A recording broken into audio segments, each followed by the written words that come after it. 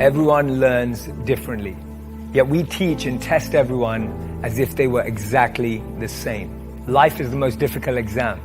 Most people fail because they try to copy others, not realizing that everyone has a different question paper. All it takes is a simple Google search. University makes me unhappy, anxious, feel like a failure. It's no surprise that depression is on the rise as mental health hits the skies, and I'm hoping that's the limit, probably for the first time. And don't get it twisted. We want to change the system, not just be critics.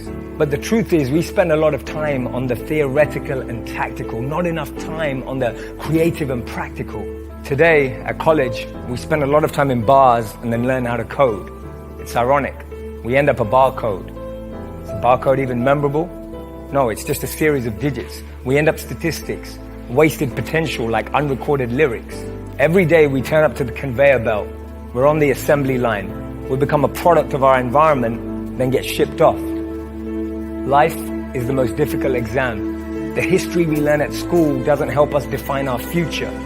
Most of us know how to add and subtract, but not how to multiply our investments. We know how to do multiple choice, but we struggle to make decisions.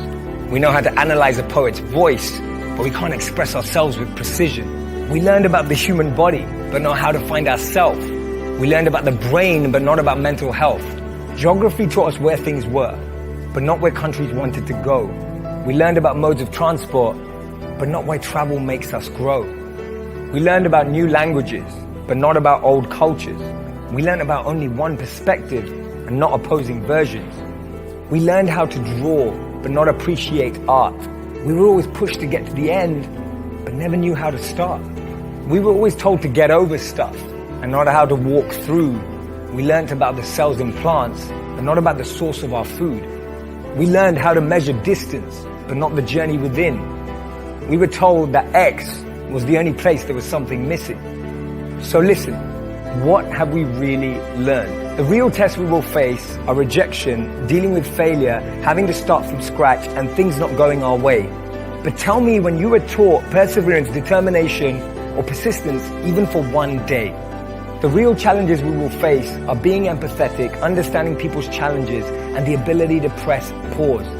Now put your hand up if you think that would have been more beneficial than comparing your test scores. Because at school, you get the lesson first and the test after. But in life, you get the test first and the lesson after. We need character, but we focus on caliber. We need values, but we're forced to focus on algebra. What if we studied more about Pythagoras and not just his theorem? What if we learned about Einstein and not just his work? What if we learned about empathy and not just economics? What if we learned about compassion and not just the compass? What if we learned about emotional intelligence as well as the spelling quiz? What if we focused on attitude as much as we did on our aptitude? What if we didn't just learn how to read, but how to apply it? Life is disguised as an exam, but it's more like a practice test. When you make mistakes, learn from them, and any mistakes can be taken again.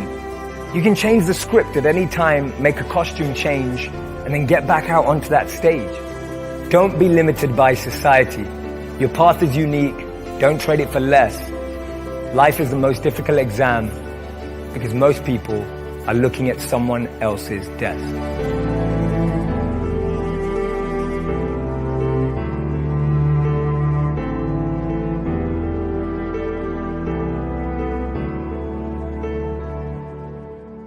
This man began singing and playing the guitar at age 4. His parents didn't want him to watch too much television. He was banned from playing video games.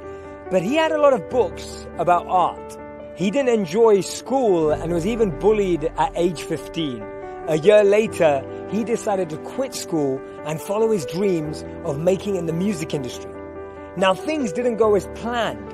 He ended up homeless, sleeping often on trains just to get by. This lasted for around 3 years where he had nowhere to live. He spent multiple nights and days performing to small groups, often without even eating. To his surprise, some of his tracks went viral on iTunes, even reaching the #2 spot on the iTunes chart. By the end of the year, his album had sold 801,000 copies, making it the 8th best-selling album of the year. His latest song was one of the most listened to worldwide. His name? Ed Sheeran. Today he's mentored by Elton John. Paul McCartney says that he's a fan. He's even written songs for Taylor Swift, One Direction, and many, many more. Ed's story teaches us that there's no such thing as an overnight success. He was so shocked and surprised when his album went viral online, but when you look at the struggle before that, you see the pain he had to go through. Often we only view people's success as what we see in their highlight reel, and we forget what they actually had to go through to get to that stage. And that's why the next time you see someone that you think is successful, don't focus on what they're doing now. Focus on what they did to get there. Einstein famously remarked in a conversation with Werner Heisenberg, he said, in the West we've built a beautiful ship, and in it has all the comforts.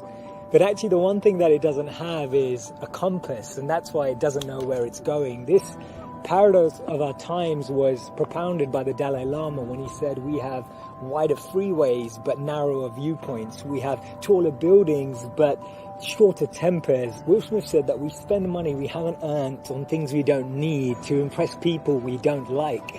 And it's phenomenal how the same technology that brings us close to those who are far away takes us far away from the people that are actually close. 30 billion WhatsApp messages are sent per day, but 48% of people say that they feel lonelier in general.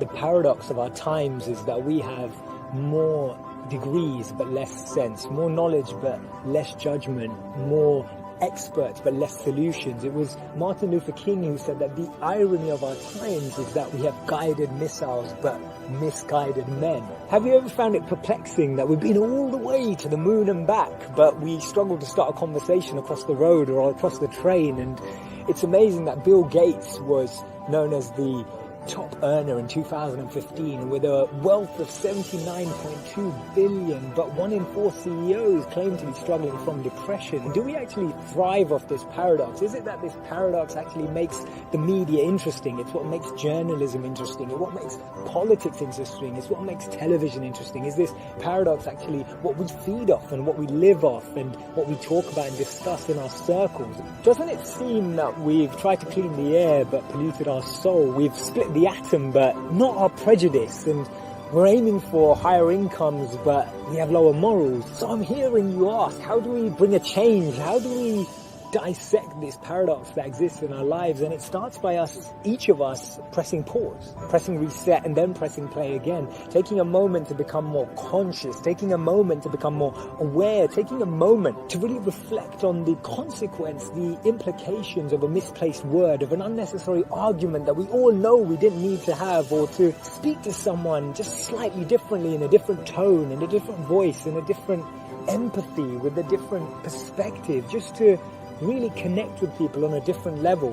This thinking out loud started from Albert Einstein, and I'll track back to him when he actually said that the problems we have today can't be solved with the same thinking we used when we once created them. So actually we need to research alternative teachings. We need to dig into those ancient books of wisdom. We need to go back to understanding if there's anything written in those creased pages of time that can actually reveal more knowledge and more wisdom of how we can transform our experience of life today. Otherwise, this paradox means that every step forward we take, we're taking 3 backwards every time.